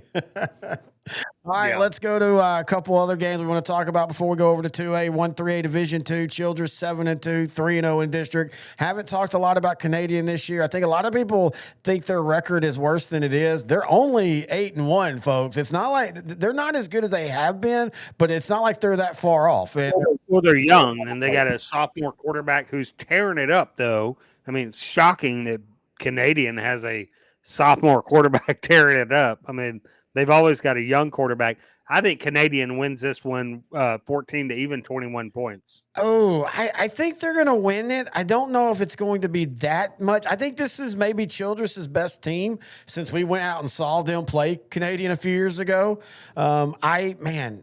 Canadian's going to win this game, but I think it's a 7 to 14 point. I mean, I know we're just splitting hairs on a one touchdown, but it's closer. We both have Canadian. I don't think it's as close, but you think it's here. Okay. Yeah, I got Canadians. That. Now I can see where you're coming from. Canadians defense has struggled at times in Childress with their quarterback Jonah Reed and Jacob Moore at wide receiver, and they've got a solid offensive line. They can do some damage, but at the end of the day, I like Canadian to win that game. Let's go to Central Texas. By the way, you can hear our Central Texas podcast each and every week. Kenny Heath and Ryan Fox do a wonderful job covering Central Texas, and they do the broadcast for Whitney. Whitney 7-2 versus West 7-2 and 3-1. Whitney 4-0, 5-3A Division I district championship at play. I just keep being more and more impressed with Whitney. We know how good their offense is, but their defense is getting better week after week. Yeah, so West is a lot better than what people think, yes. Right? West has what, 1 loss, I believe, they got on the 2 year overall. They got beat by Robinson, who's a really good 2. team, and then last week they got beat by Graham. Robinson is a 4A team, who's a top 15 team in 4A. Yes. So I forgive the Trojans for that. The thing is, the problem for West is Whitney is now pretty much healthy all across the board. Yeah, well, as they can be. I think they're still using. But they got their playmakers back. Yes, and I think Whitney will dictate this game and have several big plays to put West down. At least in the third quarter. I like Whitney in this one. Yeah, I do too. And I really think Whitney might be a team that's playing a lot further into the playoffs than a lot of people might have predicted at the beginning of the year. All right, let's finish 3A off with 3A Division I. At the beginning of the year, every one of us said this would be for the district championship. It's for second place. Malakoff 6-3, 4-1, hosting Winsboro 8-1, 4-1 in a 7-3A Division I matchup. Dude, this is even though it's for second place. Well, and we say that. Look, it would not shock me if Mount Vernon upset Commerce this week. And that's that they play each other. It is not out of the realm of possibility that would happen. But for all likely purposes, I think it would take Commerce really going to sleep. But the thing is, man, when you're a team that hasn't been here before like this in a long, long time, and you're very quarterback heavy, because I think Commerce lives off of that quarterback, right? Yep. Right. So if you can shell him and put a bandit on him, yeah, maybe you're right. I don't know. I don't see it, but I can see where you're talking about. I don't see it actually happening, but I do just want to throw that out. But anyway, even if this is just for second and third place, this is a hell of a game. And it's funny, it wouldn't shock me to see these two teams playing each other down the road in the playoffs. Yeah. This is a tough one to call. I could see it going either way. I think Malakoff has gotten better as the years gone by. Winsboro, I'm looking at them, and They're still really good, but I don't know how much they've improved. But I think Malakoff has gotten better in the last month. I like Malakoff in a close one here. I'm going to go with Winsboro in a close one. Last week, I think it was 35-30 or 38-28 or something like that. I know it was really, really close. And I like Jarian Hall for Malakoff. But at the end of the day, I still think Winsboro's defense and when they're playing good, can still be problematic. And that offense is so diversified. It's going to be close. I think it's going to be a lot like last year, but I think Winsboro wins. Oh, we were at that game last year. That was a doozy, man. All right. Started raining late. Oh, yeah, man, that was right. just a great game. Oh, man. I'm just thinking Winsboro, just thinking where we're going to be Friday. Can we just go and camp out at Stacy's right now? Let's go. All right. I'll come pick you up, man. That's 2A in the books. We're going to take a break, and when we come back, we're going to do it all again. This time, that's 3A in the books. This time for 2A, right here on Sideline to Sideline, 4A, 3A, and 2A on L4 Media. Coach Surratt came in 2007, and really what's remarkable about him is how quickly he turned the program around. The biggest challenge here was just to change the mindset. Obviously, we want a winning culture, but the first thing you got to instill is, toughness. It don't matter if it's volleyball, football, baseball. He's put Carthage on the map to a great extent.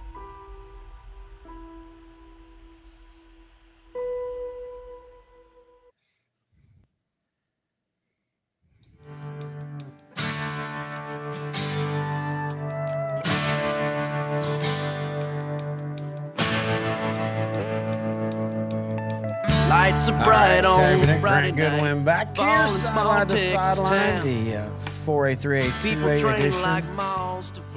Want to remind everybody, went a little too fast on that. Well, I want to remind everybody, if you have any questions, thoughts, or comments, you can email the show. Just email Grant and Terry at s2sport.com. Find us on Facebook, Sideline to Sideline, and on Twitter at Grant and Terry. We've done 4A, we've done 3A. Now let's do 2A, and we'll start out in West Texas, where Stinnett, West Texas, outlasted Spearman 21-19. Ooh, what a game, dude. We told people last week that, look, the Lynx are a lot better than people are going to give them credit for. When you looked at their record, 6-3 with their losses being to Groover, Friona, and then now West Texas 21-19. This is another team that we'll talk about them again in the next segment, but this is another team that out there in the first couple rounds of the playoffs, I don't want to be playing Spearman. Well, this whole district, man, might be the district of doom. You had Stinnett, West Texas, Spearman, and Panhandle all in the district. Everybody had Panhandle winning the district. West Texas is kind of leaving no doubt. Yeah, right? And look, Cade Winters. By the way, I love the aggression. This was a dude. Cade Winters is got to be one of the best quarterbacks in 2A. How does that district in back-to-back years get two teams with great quarterbacks? It blows my mind, man. Two different style quarterbacks, but they're really darn good quarterbacks, right? Cade Winters more of a dual threat. He can kill you with his arm. He's a great passer, but Broxton Robinson is just one of the best pure passers that I've seen in the last couple of years in 2A. But yeah, so this game, West Texas 21, Spearman 19. The game was tied 13-all at half. Love the aggressiveness also as West Texas scored and went for two instead of trying to worry about overtime or anything. And that's what did the deal. Again, I think we're going to see, of course, we'll talk about Spearman here in the next segment. Cisco beats Anson 35-14. Colby McElroy runs for 169 yards. He threw for 95 yards. The Lobos are 8-1, and their only loss was to Clyde all the way back in week 1. And we've talked about, look, how good Clyde is. I think Cisco, and this is another district, dude, that's got some teams. Anson, man, they have had the tough luck of just playing so close in district and losing to teams that are better than them. But, Anson's going to be a team that I think they need to they play TLC, so they're going to win. They're going to be in the playoffs because they beat Oldie. Their losses are to Hawley. Anson's been in the top 10 most of the year. Yeah, their losses are to Hawley by 11, Stanford by 7, and then Cisco did start to push it out on them. But I think that's just telling you how good this Cisco team is. I'm a little surprised after beating Stanford and after beating Hawley that Cisco isn't ranked. But again, into a Division I, there hasn't been a lot of movement in the top 10. But the Lobos, man, they're looking to be more and more like a team that's going to be playing into the region finals. Yeah, I mean, Cisco's got a quarterback in Colby McLaury, I guess you say his name. He threw for 169 yards, he ran for 169, threw for 95. This Cisco Lobo team's going to be a hard team to beat. Yep, I agree. Speaking of a hard team to beat, Honeygrove outlast Cooper 35-22. Honeygrove was up 21-0 in the first quarter, but give the Bulldogs of Cooper credit, man. They would not go down. Honeygrove had to make 2 stops inside their own 10-yard line. William Banker sent us the information. Look, I want to say we all know how good Honeygrove is and how good Raylan Morris is and all. But this game tells me that Cooper might be a team you want to look out for. And again, another district with Honeygrove, with Cooper, and with Paul Pewitt, who we're going to be talking about. Honeygrove has Paul Pewitt for, I guess, a district championship this week. Yeah, I was going to say, we'll be talking about Paul Pewitt in this next segment. But again, another district with 3 really, really good teams at the top. Yeah. All right, Munster 49, Collinsville 28. Collinsville coming off that big win, was it last week or the week before last, I believe? You remember that? I think they're riding high. Collinsville is, the Pirates are. And Munster's running back Nolan Pill runs for 140 yards. The quarterback Kason Carney runs for 69 yards. This Munster defense plays to its paper and ends all doubts. Munster again is the class maybe of its region. And it's the class of a really good region. That's the scary part. And Nolan Pill's a guy, they've been using Nolan Pill a lot more out of the backfield and at receiver and stuff. This is one of those games they go back and just say, hey, you're the running back for this game, and you see what he can do. Man, look, I'm not saying, and especially if they have to play a Shiner again, Shiner's just as good as they were last year. But man, the thing about Munster is that Shiner might be better than they were last year. That's what I said. I think Shiner might be better, but I think Munster is too, because Munster, you can't just shut down Kason Carney this year. That'll help, but they've got Garrett Hess at tight end. They've got Nolan Pill. They've got Dustin Croft, a sophomore running back that's doing well. They're just such a hard team to beat. And, Collinsville, I was still a little surprised at how bad they beat Collinsville. That's how each week Munster scores just kind of impressed me. Axtell, after shaking off all the stupid rumors about a player being ineligible and stuff, and they didn't let that get them down. They beat Bosqueville 49-7. Look, good Bosqueville team. Yeah, really solid Bosqueville team that has struggled in district, but I mean, outside of this game, they were competitive. Look, we've talked about this before. Region 2, Division 1, there's not a lot of depth. But you do have teams like Axtell and Frankston that can be dangerous teams if they can, if they get out of the region. And let's not forget Hamilton's still there as well. But anyway, good win for Axtell. Did you see where Axtell ran for 334 yards on the night? Dude, that's what they love to do. Even they'll throw the ball every once in a while, but they like to grind you down and play defense. They really should have beat Hamilton last year in that playoff game. They lost 27-14, in my opinion. Wheeler shuts out Wellington. And I know this isn't the Wellington of old, but this is still a really good Wellington team. They're 7-2. Really good defense, Wellington has. Good defense, but Wheeler, man, on the year, they're 8-1. Their lone loss was 8-0 to Hale. Look at some of these stats the Mustangs defense is doing this year.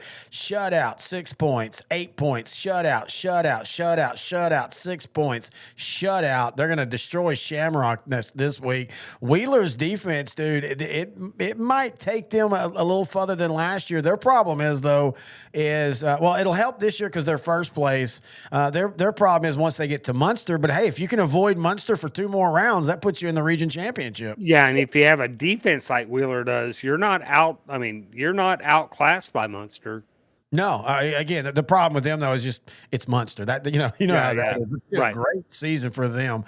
Man, Granger outlasts Burton 35-33. Yeah, I think we had this on our 2A preview portion last week. We knew it was going to be a good game. I didn't think it would be this close. I think I thought Granger would win by 1 or 2 touchdowns, but kudos to Burton keeping it close, 35-33. Yeah, Granger's one of those teams. If their season's over until the playoffs, they have district locked down. We'll see what they do this year. Of course, last year they went 3 rounds, ended up playing Shiner. They're kind of like Wheeler in this region, a really good team. You got a team like Shiner above them, and they look like they're going to be headed for another clash in the 3rd round as well. Hey, here's an upset. Cayuga upsets Cairns 38-7. Yeah, Kearns came into this game, I thought, as a pretty good, at least 14-point favorite over Cayuga. I think everybody had it about that. Now, and maybe that's one of those we need to look, step back and realize Cayuga's been having a really solid season. I mean, when you look at their losses, that lost by 4 to Grapeland to begin the year, 46-41. Not a bad loss. No, lose to Price Carlisle to start district 14-7. Lose to Mildred the next week, 35-21 in district. So maybe we underestimated Cayuga, the Wildcats, man. It's nice to talk about them again. Of course, they have one of the most dominant 2-year runs I've ever seen. Trading Shed. Yep, and that Kenoy Kennedy, he ended up going to A&M, but not only in football, but in baseball and basketball. They had one of the most – you remember Munster did that a few years ago? Well, that's what Cayuga did for 2 years. But anyway, really, really impressed with Cayuga. Now – this does lead to a fun game, though, for 4th place. Well, technically, so this is one of those districts where you got Frankston. They're going to win the district because I think they'll beat Cayuga this week. And they'll probably beat them by a couple touchdowns. Then you got Mildred. Then you got Cayuga, Price, Carlisle, and Kearns. And Cayuga, Price, Carlisle, and Kearns, if Frankston beats Cayuga and Carlisle beats Kearns, Carlisle will get 3rd, and then it'll go to Cayuga on a tiebreaker. But if Kearns beats Price, Carlisle, then we could have all sorts of craziness, and it's going to be tiebreaker. Oh, man. And that's not out of the realm of possibility. Not at all. Kearns is still a really good team. Oh, yeah, not at all. That's crazy. We won't know the playoff teams 1 through 4 until Saturday night. Exactly. And Price, Carlisle, Clay Baker coming back. You've already seen the turnaround, but they're still a year away. They're really, really young. I'm telling you what, Price Carlisle next year, holy crap. They're going to be back to where they were a few years ago when they were going 11-1 and 12-1. I want to take this time to say this to the UIL. Would you please, the one thing I ask, give us uniform tiebreakers across the districts. This whole idea how each district does it their own way, I know some people like that, but for us that are trying to cover it, it would be nice if we had a uniform way to understand. And that's part of the reason why we don't go into this last week doing a bunch of tiebreaker talk, because every district, it is so confusing. And you know this, Grant. You've seen coaches tell us, I have no idea. We're not going to know really till the end of the night. We think we know, but we don't really, really know until we truly break down all the tiebreakers. So I'm just asking you, UIL, please do that. All right, what's next? All right, New Home 29, New Deals 7. That was pretty much a game we spotlighted on the 2A preview last week, and New Home leaves no doubt. Yeah, look, and we talked about it. We thought both that even though New Home had given up 28 to Post the week before in a classic game, 28-27, you and I both felt that it was going to be New Home's defense, and it was. And all year it's been their defense. They played Lubbock Liberty to begin the year. That blows my mind, and losing 49-7. But after that, they gave up 14, 14, 14, 3, 0, 0, 28 to Post. And I think, and I could be wrong, if I am, let me know, Grant and Terry at S2Sport.com. I think Post had a defensive touchdown in that one. And then they shut down a really solid New Deal offense, 29-27. Again, this district, these 4 teams, because Abernathy's had a bounce back year. District 2A Division 1. It's going to be fun in that first round because they're all playing, a really good district in 2A Division 1. Yeah.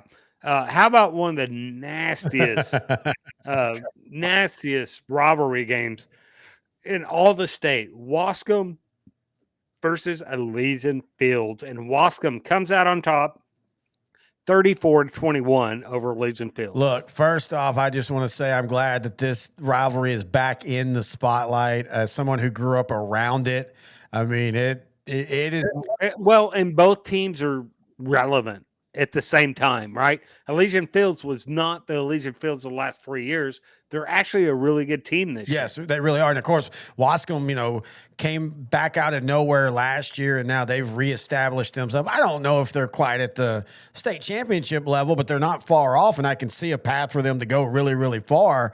But yeah, I mean, honestly, this FM9 rivalry, it's always ugly, and they hate each other, and they, we always, Well, the thing is, Elysian Fields, their address is Wascom.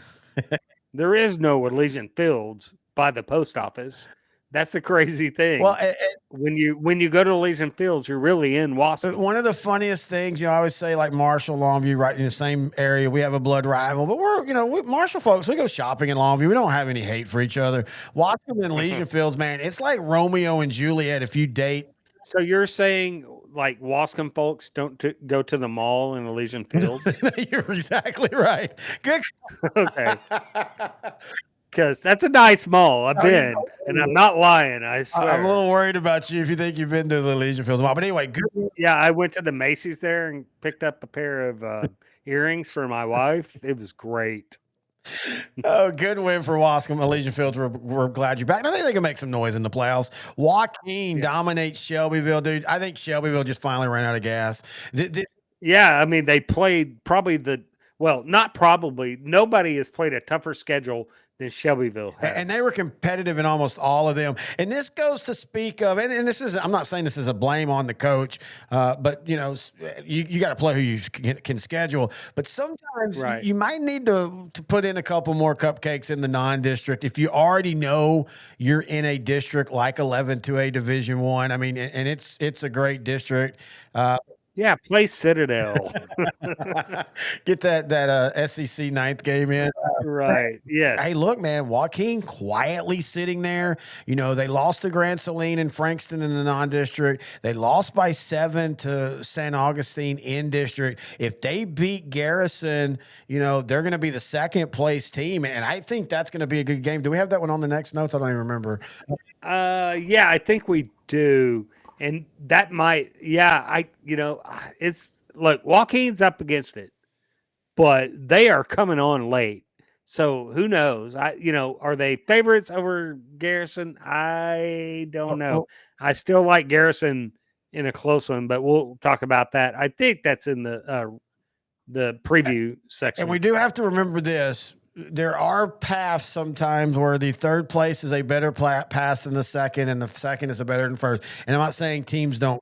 Yeah, see 3A with Columbus. Yeah, and I don't mean that teams don't care. They don't try. They just run a little bit more basic stuff. Let's get in, let's get out, let's go on. But we'll see. Lindsay bounces back after a tough stretch, beating Santo 34-0 to secure the 55. No, I think it was Lindsay 55-34. I think it was. I don't know why I said 34-0. I really didn't. I was looking at Joaquin's 34. They beat Santo 55-34. Look, Lindsay, man.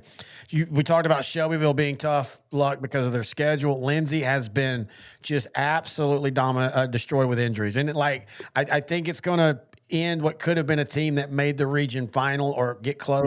Yeah. I don't know if they can now. I know at least 2 of their guys have been out, or probably out for the year in the running backs, and they've got a couple others that are banged up. But, hey, good win to solidify that third place spot. And hopefully give you a better matchup. Because I'd love to see Lindsay go a few rounds. Casey Jones. Oh, yeah. Casey Jones has been there for a long time, and he does such a good job with the talent he has. Sometimes it's not the best talent, but that system, they figured out how to be a consistent team, and hopefully they can get through the injuries enough to survive. And let's talk about Mount Enterprise. And look, I want to say this. We probably haven't talked about Ozona enough, and mainly, of course, Christian Villarreal and what he has done. And it's awesome what he has done, and I love it. And it looks like he probably will break Kenneth Hall's single-season rushing record. And they're a really good team. Right. They're 9-0, but we all know that what's going to happen. They're going to hit the second round, and they're going to turn in, and it's going to be a completely different offense. But Kagan Ash at Mount Enterprise is doing the same. same thing is they outlast Overton. Overton's like Shelbyville. They're another man. They've played a hell of a schedule, but Ash goes for 599 yards, man. I mean, just and 7 touchdowns. Oh, and add 63 yards receiving on the night. Exactly. That's the thing, man. And I don't want to take away from the Ozona running back. I want to prop both of them up. I feel like Ash has kind of got lost in all that. He's getting really, really close to putting up the same kind of stats. And look, Mount Enterprise, they're going to go as far as he can because the one problem with them is their defense is not that good. But this is Keegan Ash. Look, they beat Overton, a really good offensive team, 60-42. Yes. I Mount Enterprise is that one team. If I had to bet on outscoring any team, it would be Mount Enterprise. Oh yeah, I don't know how much the defense will catch up with them. Yeah, I do think that they're definitely going to have a run in the playoffs. All right, that's the review or preview. Let's hit the review. It's a real short week. Again, we'll be back next week full on. 8-2A Division 2 or Division 1. We were just talking about both of these teams. Frankston 9-0, 4-0 in district. Cayuga 6-3, 2-2 in district. I like what Cayuga's doing, but Frankston's on a different level. Yeah. That 6-3 Cayuga beating a really good Kearns team 38-7 last week kind of puts Cayuga back on the radar. But I think Frankston's just on a different level now.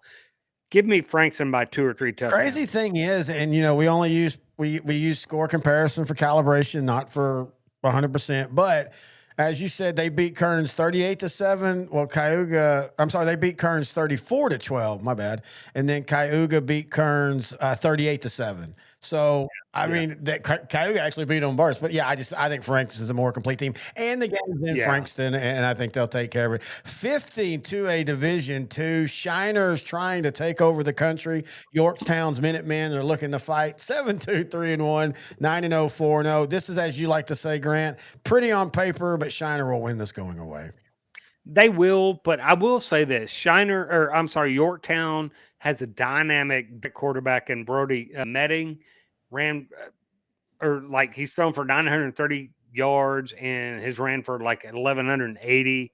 The problem is the Shiner defense is just outstanding. They're only giving up about 10.5 points a game on average, and how many of those are actually late trash points, Yeah. And then they got really good running backs in Jay Scadell and Quincy Jones.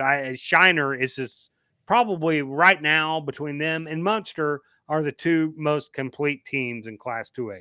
And Yorktown's defense at times has looked good when they've played lower teams, but like last week they played Falls City and they give up 49 points. And if you're going to give up 49 to Fall, and Falls City is a good team, don't get me wrong, but if you're going to give up 49, you're not Shiner. Yeah, exactly. You're going to give up a lot to Shiner, but I do think Yorktown can make some waves in the playoffs. All right, let's go all the way out to 2A Division 1. This is a game I didn't think we would be talking about this year. Spearman, as we talked about, a tasty game here, man. I'm going to say this. Hang on real quick. Spearman 6-3, 3-1. Panhandle 7-2, 3-1. I think Panhandle wins this game, but I think it's going to be a lot like what Spearman's game was last week. When they lose to Stinnett 21-19. I think it's a lower scoring game. I think Spearman has a very underrated defense, and I think that and their offense is really driven by a really good Jalen Vasquez at quarterback and Hudson Swan at running back. I mean, this offense can move the football. Yeah, and look, Spearman is one of those teams. I think they're going to lose this game. They're going to finish third, but I think they're going to have a run in the playoffs. For Panhandle, I'm not saying anything's wrong with Panhandle. I still am just worried that they just defensively, when they play a good offense, they give up points. Now, when they play, they do. But they got the bbest small school quarterback in the Panhandle and Broxton Robinson. All right, so how do you have this? I've got Panhandle winning a nail biter. This might be one of the best games in Class 2A this week. Dave Campbell still has it as a Panhandle is like a 30-point favorite, but I think that's I mean, if Spearman's able to play West Texas within 2 points last week, absolutely not. I think they just haven't adjusted that because there's no way. And I'll say the same thing about this game we're about to talk about. 9-2A Division I, Paul Pewitt, Omaha Paul Pewitt, 7-2, 4-1. The Brahmas are back versus, of course, Honeygrove, 8-1, 5-0. Honeygrove on the year, number 5 in the state. Their only loss was to 3A Winsboro, 63-28. Now, I think Honeygrove and Raylan Morris is too much for them. And let's not forget their quarterback. But let's remember that Pewitt can control the game if they play their game. Pewitt averages almost 250 yards a game on the ground. Yep. And they can throw it too. So they can move the chains and shorten the game and keep the ball out. If they play well with KD Watson at running back, Zakavian Betts, Cade Nix, and all those guys, if they're able to move the ball on the ground and eat up yards and take away possessions from Ryland Morris and Honeygrove, they can win. But I don't know if they can do that. Well, I want to make one point that William Banker said about the Cooper game. He said we should have beat them by 3 more scores, but Cooper kept the ball most of the second half. So if Cooper could do that, I think Paul Pewitt could give them a hard time too. In saying that, I think Honeygroves wins, but the point spread's 27. I don't think it's that close. I don't think it's far off. I think it's about 21. And I know I say this all cliche, but I think this is one of those games where it'll be a 1-possession game in the fourth quarter, and then Raylan Morris will take over. Yeah, Raylan Morris running for over 1,900 yards right now. Probably, this Pewitt defense is going to have to defend one of the most dynamic players in 2A and Raylan Morris. I don't think they can do that consistently. So I'm like you. I like Honeygrove by 3 touchdowns or more. And I want to point out, when you talk about records and stuff, and this is not a knock on anybody getting a record, Raylan Morris could easily be getting some of those records, but Honeygrove does, coming off that knee injury, they brought him along slowly. They don't use him all 4 quarters if they don't need to. That 1,900 could easily be 2,800, 2,900 if they needed to be. And if they make a deep run in the playoffs, don't be surprised if he ends up with 3,000 yards rushing. He's one of those guys that's that good. All right, let's finish it up. 11-2A Division II. Lovelady 8-1 and 4-1 versus Grapeland 6-3 and 4-1. Mount Enterprise again is going to win the district. They're going to beat Alto. You've got Grapeland and Lovelady. They're playing for 2nd and 3rd. This is going to be an interesting game. Grapeland, on the year, we talked about it. They're 4-1. Their one loss was in district was to Frankston, 48-19. The week before, they had lost to Bremond, 54-34 in a shootout. Lovelady's only loss is to Mount Enterprise, 82-60. How do you feel when you score 60 points and then lose by 22? I know, right? And that's what's giving me pause in this game. Look, I'm ready to pick Lovelady in this game, but the fact that, they gave up that many points in a loss, granted to a top 5 team, but I'm still going Lovelady in this one. I mean, Grapeland gave up 68 to that same Mount Enterprise team. I'm going Lovelady because legit, honestly, even though saying those scores, I think they're better defensively. When you look at them on the year, they gave up 34 to Garrison, a good offense. They held Overton, a good offense, to 29. They shut out Cushing. They shut out Alto. They shut out Tin Hall. Those aren't great offenses. And then they gave up the 82. That's the Albatross. Grapeland, though, on the year, they've given up points all year. They gave up 41, even though they beat Cayuga, 54 to Bremond, 48 to Frankston. 27 to Overton, 68 to Mount Enterprise. I will say this. Find me 2 teams that are playing against each other this week that had tougher schedules than these 2 teams. Yeah, again, you won't find it. These teams have played murderous schedules. That whole area, man, they just all play each other. And then you add in, Grapeland, Lovelady swings over and plays Garrison, and then Grapeland swings over and plays Bremond, and then Grapeland plays Frankston in non-district. I mean, you're exactly right, man. The 2A Division II level, it's so funny how we talk about Munster and Shiner are here, and they are, but my God, there are so many good teams in 2A Division II that might not even have a puncher's chance against those 2 teams. And people, or maybe they will. We don't know. I mean, iron sharpens iron, and they're playing.